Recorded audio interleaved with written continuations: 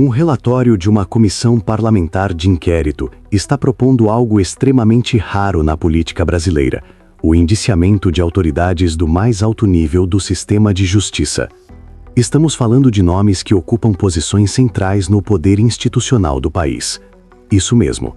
Um relatório da chamada CPI do crime organizado sugere responsabilização de figuras que estão no topo da estrutura jurídica brasileira. Mas calma. Antes de tirar qualquer conclusão, você precisa entender exatamente o que isso significa na prática, porque existe uma grande diferença entre um relatório político e consequências jurídicas reais.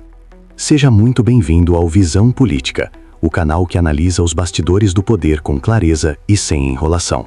Já deixa o like e se inscreve no canal para não perder os próximos vídeos. O relatório da CPI propõe o indiciamento de 4 autoridades. Entre os nomes citados estão Dias Toffoli, Alexandre de Moraes e Gilmar Mendes. Além deles, o documento também menciona o Procurador-Geral da República. A base dessa proposta não é um crime comum, é o chamado crime de responsabilidade. E aqui começa um ponto fundamental que muita gente não entende. Crime de responsabilidade não é julgado pela Justiça Comum, ele é julgado pelo Senado Federal. Ou seja, estamos falando de um processo essencialmente político. A CPI foi conduzida sob a liderança do senador Alessandro Vieira, que apresentou um documento com mais de 200 páginas. Nesse relatório, ele afirma que existem elementos suficientes para apontar possíveis violações por parte dessas autoridades.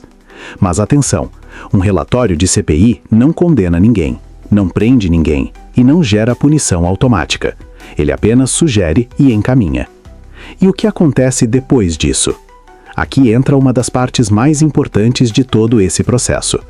Para que qualquer consequência real aconteça, o relatório precisa avançar politicamente. E isso depende diretamente do Senado, mais especificamente do presidente do Senado, Davi Alcolumbre. É ele quem decide se um eventual processo de impeachment será pautado ou não. E, historicamente, esse tipo de processo contra ministros do STF raramente avança.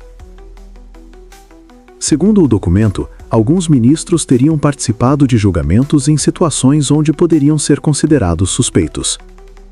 Ou seja, casos em que, pela interpretação dos autores do relatório, haveria comprometimento da imparcialidade. Além disso, há acusações de decisões que teriam interferido diretamente no andamento de investigações da própria CPI. No caso de Gilmar Mendes, por exemplo, o relatório aponta decisões que teriam suspendido medidas como quebras de sigilo. Já em relação ao Procurador-Geral da República, o relatório levanta questionamentos sobre a atuação institucional e possíveis omissões. Mas é importante fazer uma pausa aqui. Porque tudo isso está dentro de uma disputa de interpretação jurídica e política. Não existe uma condenação, não existe decisão final. O que existe é um relatório com acusações que ainda precisam passar por várias etapas. Outro ponto relevante é a base legal usada no documento. O relatório se apoia na Lei nº 1079 de 1950, conhecida como Lei do Impeachment. Essa lei define o que pode ser considerado crime de responsabilidade. E, segundo os autores do relatório, alguns comportamentos analisados poderiam se enquadrar nesses critérios. Mas, novamente, isso ainda depende de avaliação política e também de interpretação jurídica. Agora vamos falar sobre o impacto político disso tudo.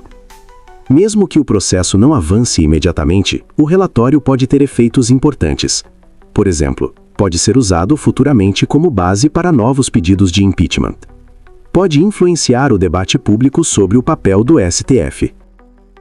Pode aumentar a pressão institucional entre os poderes.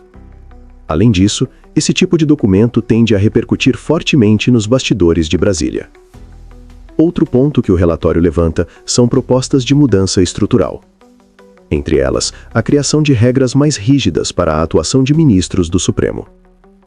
Essas propostas incluem maior exigência de transparência, regras de conduta mais claras, limites em relações externas e reforço na ideia de neutralidade institucional.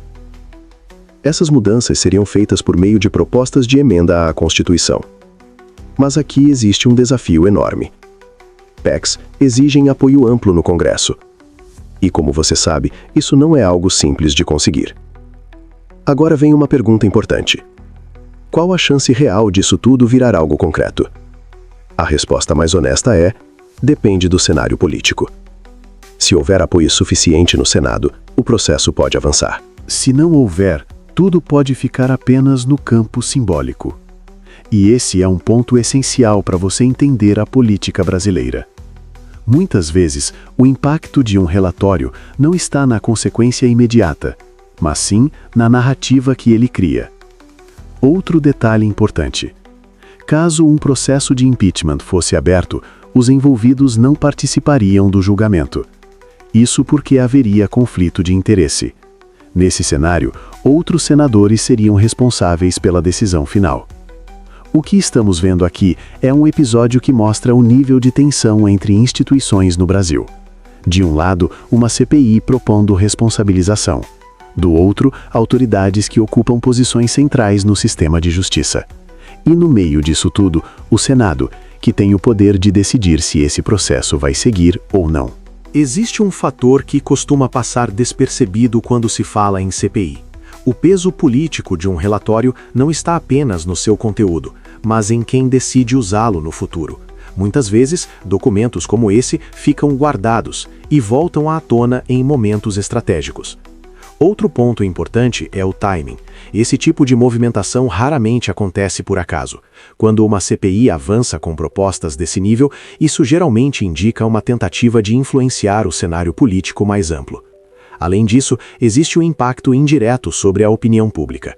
Mesmo sem consequência imediata, o simples fato de autoridades serem citadas já altera a percepção de parte da população. E na política, percepção muitas vezes vale tanto quanto fatos concretos. Outro aspecto que merece atenção é o efeito dentro do próprio Congresso. Parlamentares podem usar esse relatório como ferramenta de pressão em negociações políticas. Também é preciso considerar o histórico das CPIs no Brasil. Na maioria das vezes, relatórios têm grande impacto inicial, mas perdem força ao longo do tempo sem apoio político. Por outro lado, há casos em que esses documentos servem de base para mudanças futuras. Outro ponto sensível é a relação entre os poderes. Movimentos como esse aumentam a tensão institucional e podem gerar reações em cadeia. Além disso, existe o fator estratégico individual. Cada ator político avalia riscos e benefícios antes de tomar posição. E isso influencia diretamente o desfecho. Por fim, esse episódio mostra algo maior. O sistema político brasileiro está em constante disputa por poder e influência. Outro ponto que precisa ser observado é o impacto internacional. Quando instituições como o Supremo Tribunal Federal passam a ser alvo de questionamentos públicos, isso também repercute fora do país. Investidores e analistas acompanham esse tipo de movimento como sinal de estabilidade ou risco institucional. E qualquer percepção de instabilidade pode impactar diretamente a economia e a confiança no país. Além disso, existe o fator mídia. A forma como esse relatório será tratado pelos grandes veículos pode influenciar diretamente a narrativa dominante. Dependendo do enfoque, o episódio pode ser visto como fiscalização legítima ou como conflito político entre poderes. Outro detalhe importante é o comportamento dos próprios ministros citados. A resposta deles pode aumentar ou reduzir a tensão do cenário. Historicamente, silêncio estratégico tende a esfriar crises, mas confrontos públicos tendem a ampliá-las. Também vale observar o papel das redes sociais, que hoje amplificam qualquer narrativa em tempo real. Esse ambiente pode acelerar crises e aumentar a polarização. Outro fator relevante é o calendário político. Se esse tema ganhar força próximo a eleições, seu impacto pode ser ainda maior. E isso muda completamente a dinâmica do debate. Por fim, tudo isso reforça uma realidade. No Brasil, política, justiça e comunicação estão cada vez mais interligadas. Agora eu quero saber a sua opinião. Você acha que isso pode avançar ou vai ficar só no campo político? Comenta aqui embaixo. Se você chegou até aqui, deixa o like. Se inscreve no Visão Política e ativa o sininho.